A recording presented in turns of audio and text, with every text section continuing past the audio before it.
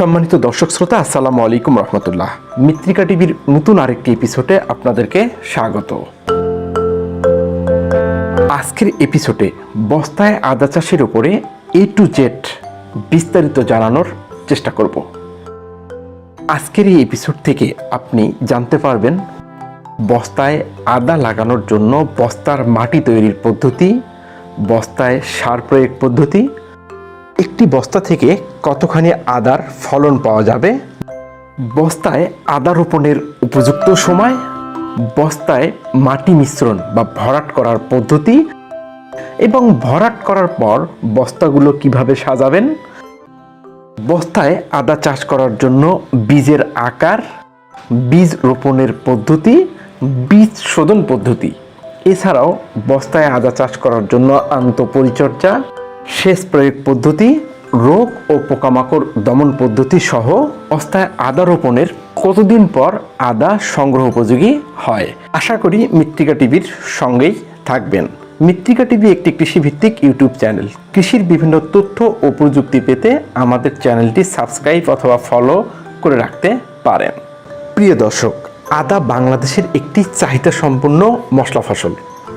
বাড়তি চাহিদা মেটাতে প্রতি বছর বিপুল পরিমাণে আদা বাহিরের দেশ থেকে আমদানি করতে হয়। বাংলাদেশের এই আমদানি নির্ভরতা কমানোর জন্য চাষযোগ্য জমির পাশাপাশি বিভিন্ন পতিত, বসতবাড়ির আঙিনা, বাড়ির ছাদ, অনাবাদি পতিত জায়গা সহ বসতবাড়ির আশেপাশে বস্তায় অথবা জিও ব্যাগে আদা চাষ করতে পারেন। প্রথমেই আপনি সিদ্ধান্ত নিন বস্তায় আদা চাষ করবেন না জিও ব্যাগে। যদি বস্তায় আদা চাষ করেন তাহলে যে কোনো ধরনের সিমেন্টের বস্তা নির্বাচন করতে পারেন। আর যদি জিও ব্যাগে অর্থাৎ বিশেষ এক ধরনের ব্যাগে আদা চাষ করতে চান, সেই ক্ষেত্রে বাজার থেকে আপনাকে জিও ব্যাগ কিনতে হবে। বস্তা বা জিও ব্যাগ নির্বাচন করার পর সবচেয়ে গুরুত্বপূর্ণ সেটি হচ্ছে বস্তার মাটি তৈরি। মাটি তৈরি করতে কি কি উপকরণ লাগবে এখন আমরা সেই বিষয় নিয়ে আলোচনা করব। প্রতি বস্তার জন্য মাটি 10 থেকে 12 কেজি, গোবর 5 কেজি, ভার্মিকম্পোস্ট 2 কেজি, ছাই 1 কেজি, টিএসপি 20 গ্রাম, এমওপি সার 8 গ্রাম, কার্বোফুরান বা কার্বাটাপ 10 গ্রাম, দস্তা বা জিঙ্ক 5 গ্রাম, বোরন 5 গ্রাম হারে আদা রোপণের কমপক্ষে 15 দিন পূর্বে মাটিতে সম্পূর্ণ উপাদান অর্থাৎ মাটি, গোবর, ভার্মিকম্পোস্ট, ছাই, রাসায়নিক সার সম্পূর্ণ উপাদান 15 থেকে 20 দিন পূর্বে একত্রে মিশে পলিথিন দ্বারা ঢেকে রাখতে হবে। বস্তায় বা জিও ব্যাগে মাটি ভরানোর পদ্ধতি। বস্তা বা জিও ব্যাগে আদা লাগানোর পূর্বেই মাটি ভরাট করার সময় লক্ষ্য রাখতে হবে বস্তা বা জিও ব্যাগের উপরে 1 থেকে 2 ইঞ্চি জায়গা ফাঁকা রাখতে হবে। বস্তায় মাটি ভরাট করার পরে বস্তাগুলো সুন্দরভাবে আপনি 3 মিটার চওড়া অথবা সুবিধা মতো প্রস্থ নিয়ে বেড তৈরি যেভাবে করেন সেইভাবে 2 অথবা 3 সারিতে বস্তাগুলো সাজাতে পারেন। এছাড়াও বস্তা সাজানোর জায়গাটিকে আপনি সুন্দরভাবে সমান করে নিয়ে বেড করেও বস্তা সাজাতে পারেন। বস্তা সাজানোর সময় অবশ্যই লক্ষ্য রাখবেন 2টি বস্তার মধ্যে এমনভাবে স্পেস রাখুন বা জায়গা রাখুন যাতে আপনি চলাফেরা করতে পারেন। এতে করে আপনার আন্তঃপরিচর্যা বা স্প্রে করতে অনেক সুবিধা হবে। বস্তায় আদা রোপণের উপযুক্ত সময়। বস্তায় আদা রোপণের উপযুক্ত সময় এপ্রিল মাসের প্রথম সপ্তাহ। এছাড়াও এপ্রিল থেকে মে মাস অর্থাৎ চৈত্র বৈশাখ মাসে আদা রোপণ করা যায়। এবার জানাবো আদা রোপণ পদ্ধতি ও কোন সাইজের বীজ আপনি রোপণ করবেন। প্রতিটি জিও ব্যাগ বা বস্তার জন্য 40 থেকে 50 গ্রাম সাইজের একটি আদা রোপণ করতে হবে। রোপণ করার ক্ষেত্রে 4 থেকে 5 ইঞ্চি মাটির গভীরে বীজটি বা আদাটি লাগাতে হবে।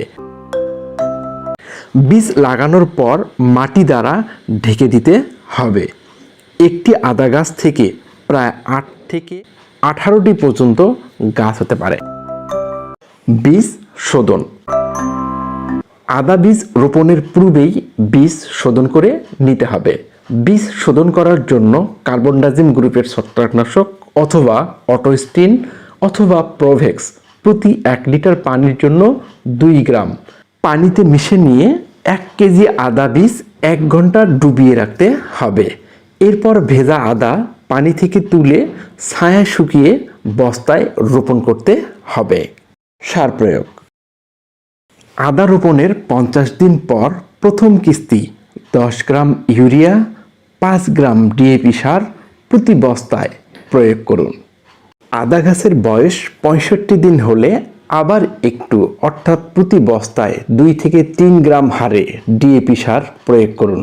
এরপর আদা গাছের বয়স 80 দিন হলে 5 গ্রাম ইউরিয়া এবং 4 গ্রাম এমওপি প্রতি বস্তায় প্রয়োগ করুন।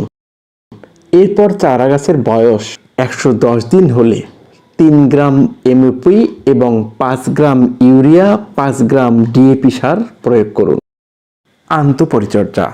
জিও ব্যাগে বা বস্তায় আদা চাষ করার ক্ষেত্রে আগাছা কম হয়। যদিও আগাছা দেখা দেয় তখন নিড়ানি দ্বারা পরিষ্কার করতে হবে।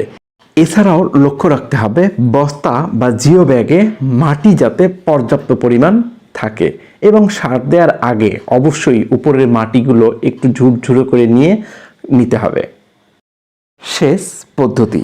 সাধারণত বৃষ্টির মৌসুমে সেচ দেওয়ার প্রয়োজন নেই।